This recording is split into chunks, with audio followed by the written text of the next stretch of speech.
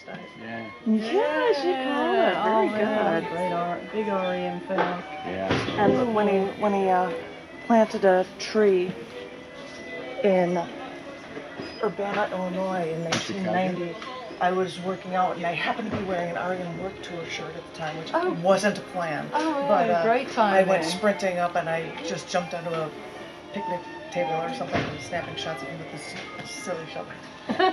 So I have all these photos. But that is the point to say. At Scars Publications, I publish 2 literary magazines. One of them, which I happen to have a spare copy if anybody's interested. They're titled based on it's a ISBN book as well, and this one is titled The False Portrait. And you're going to stand upright for it. You're going to stand upright. And so I took images that I had of Ellen with a mirror, and some of them are, reflected in different things and stuff. And I said, I'm going to put a photo of the stuff that I took and a painting that I did over with the imagery and overlap them with it. And so that's what that cover is for. But this has poetry and prose and essays and stuff, and sometimes there are haikus that I have to fit into spaces because there's a story and it's not enough room for a piece of artwork. So I thought this would be a funny thing to say for Escape. It says, because this was after something about alcoholism and drug abuse. Drink it, snort it, smoke it, or shoot it. Now escape with your drug of choice. I think our drug of choice today is poetry. Yeah. I think it is. So I would like to share with you, I have a performance art section of cc&d magazine, and I have things from a show that I had done at the High Faith Center about peace. And I'd like to read a few poems from that for you. And it's so fun because I've got photos throughout it that you could see from the actual show. It's just kind of cool, but and no better on that. So these are pieces related to peace. The first one is called Protecting the Peace Can Put You in Prison. The first Nobel Peace Prize was awarded in 1901. The first Nobel Peace Prize laureate to die in prison was Karl von Ossietzky, detained by Nazi Germany. He died in prison in 1938. But there is a new death, so do not fret, because it seems that peace can be squashed in any millennium. Yeah, it's true. Do you remember the Tiananmen Square riots back in the 1989, I think it is, or at least that iconic photo of a student in front of a tank? Well, the students didn't battle the Chinese government on their own and win. They had help from Liu Xiaobo. This man for peace was revered for his work, but the Chinese government stopped him in 2008 because he was drafting and promoting a manifesto promoting peaceful political change. And for this, the Chinese government imprisoned him for subversion. Yes, for subversion, this man was sentenced to 11 years in prison, and while in prison, he was there and he was granted the Nobel Peace Prize.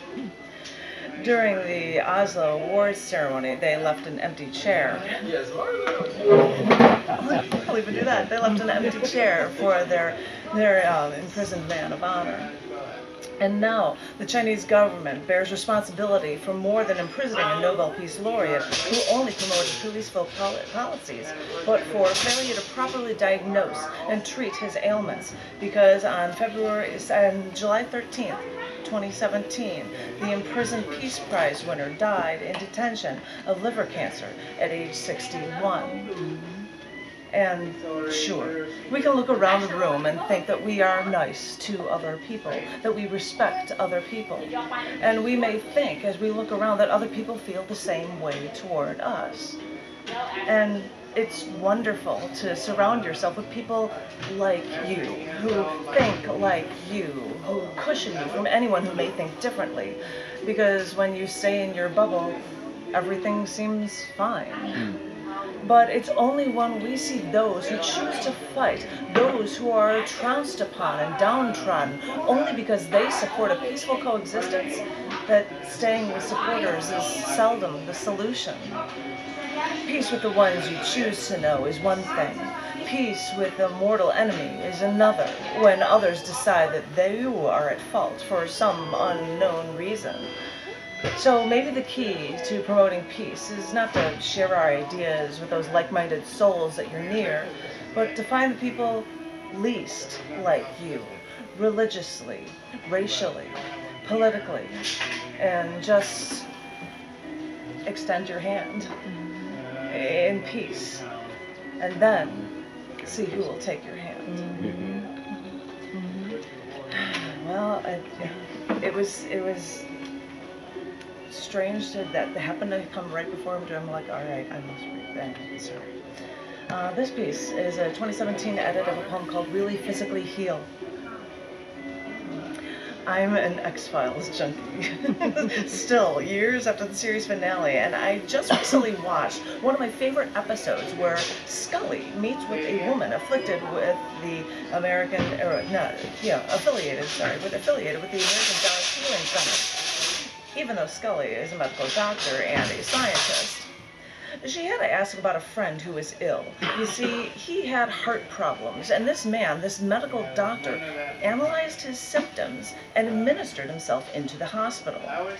And shortly after he was admitted, he almost died, but was saved.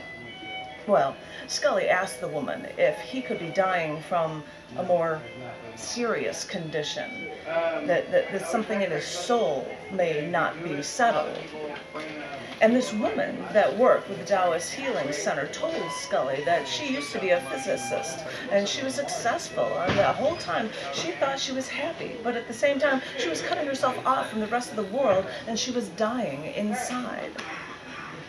She was in a relationship with another woman, but she couldn't tell anyone about it for fear of their reaction. And she eventually found out that she had breast cancer. And although the cancer is bad, the woman said that it was the cancer that got her attention. And that's when she saw the destructive life she led. And after all, seeing this healer who taught her to let go of her shame, she finally was at peace. And well, then her cancer actually started to go into remission. And everyone looks for answers to problems to be packaged in a nice little box with a bow on top, and that can just make everything better just like that. But it takes a lifetime of understanding to be able to not let illness affect you that way. I've seen this episode before, but seeing it now, in these circumstances, knowing that my mother was dying from cancer and there was nothing I could do about it, well, hearing this fictional woman say these words made me almost think, it made me start to panic. Maybe my mother has lived parts of her life that she wasn't happy with, that she did not like, that she did not want, and that she didn't want this because this was a part of her life and she had a role to fill.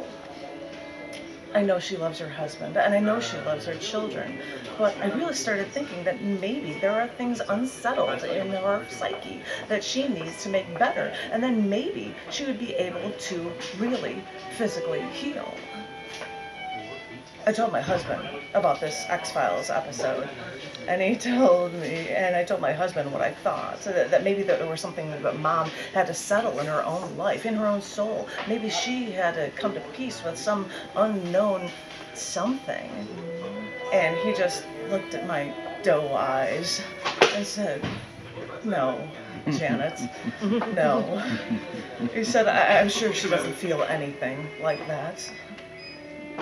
Maybe I'm just grasping at straws, because she's still fighting the cancer and waiting to die. But I want to be the crazy one, exhausting every source, investigating every option. I'll take a crazy idea from a TV show. I'll take anything I can get. Because it just makes me think that maybe if the key is coming to peace with everything in your life, maybe then all the demons will go away. Is your mum still alive? No. No. But that was a beautiful fantasy to project. If things can be resolved on another level, then Hollywood. Yep. And everybody in the hospital, when she went in for the chemo for the first time, they're like, she was the nicest lady and very kind and nice. And she got out, she was in remission, I went to visit her, and then she wasn't feeling well again, and they said, "Oh, silly us, you're not in remission, but we can't do any chemo or anything." And I think my mother was just like, "Don't, no more. Don't let you go through anymore. Just let it go." I think she was I think she knew how the father had struggled when they told him 6 months. He lived for 6 years. And I know the last 2 weeks were so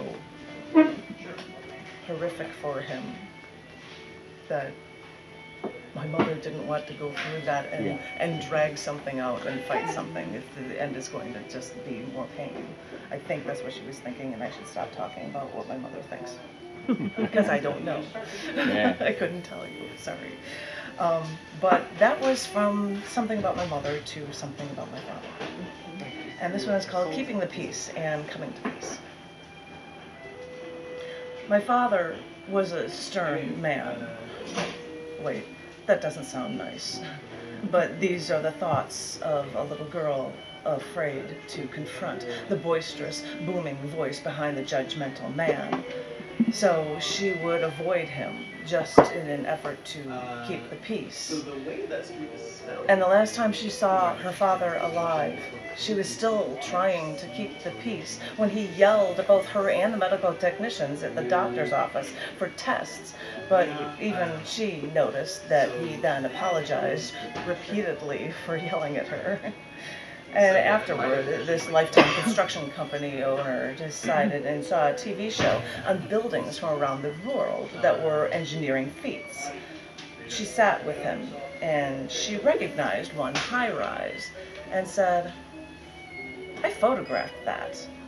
And he seemed a bit concerned because these were buildings in Shanghai, China. So the father kept watching, and the daughter found an art book she had given him of her photos. And she walked back in, holding the book that was never opened to the building in question. And she handed him the book and said, "See?"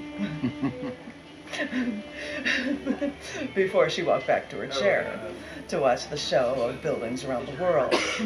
The father then just started flipping through the pages more and more slowly, looked at images from around the world and portraits of his daughter, then her models.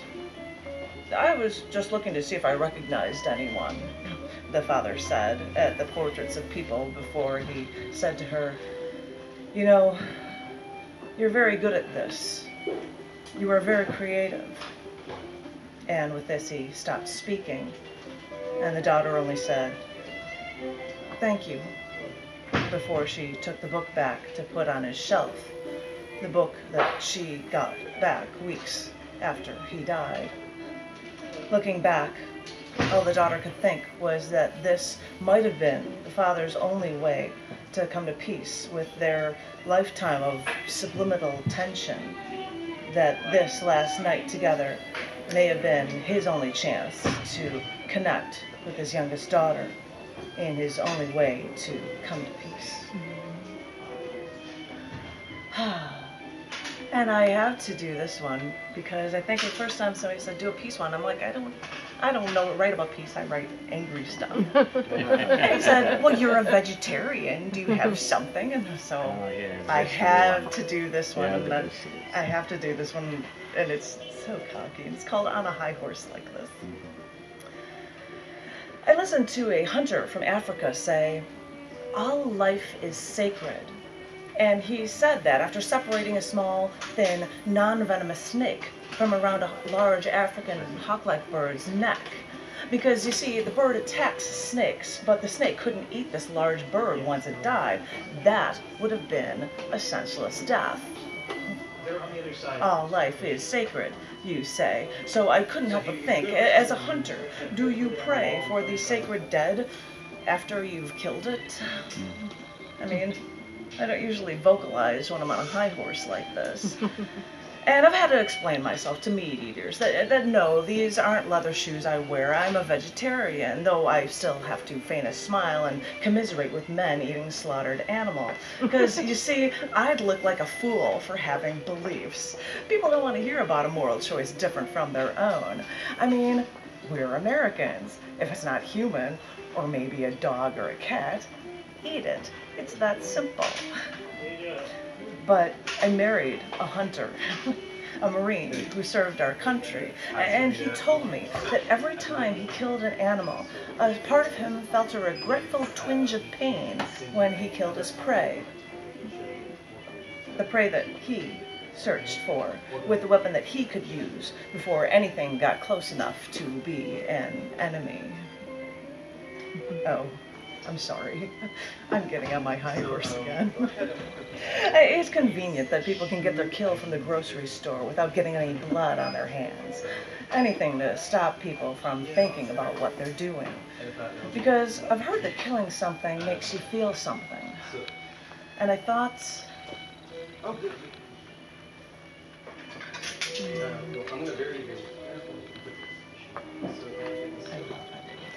question.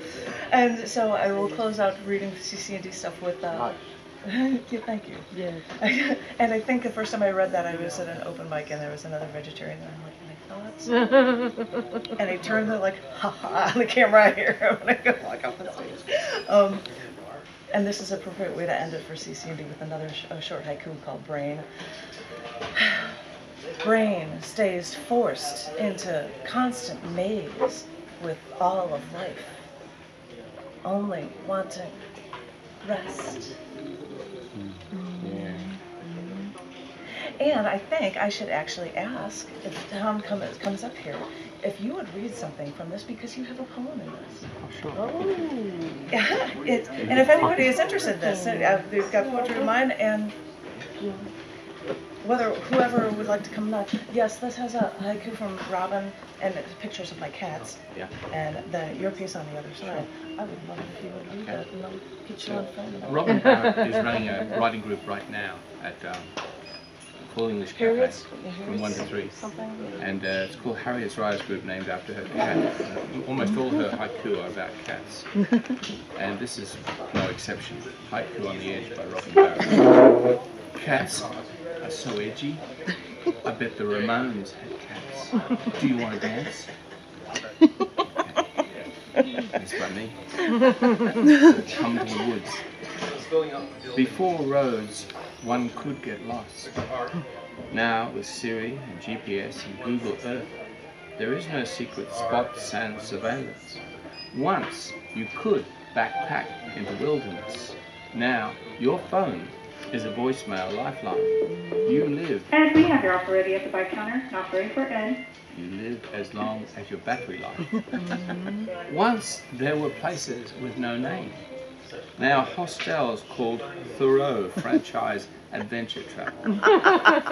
Once the unknown awaited outside your door.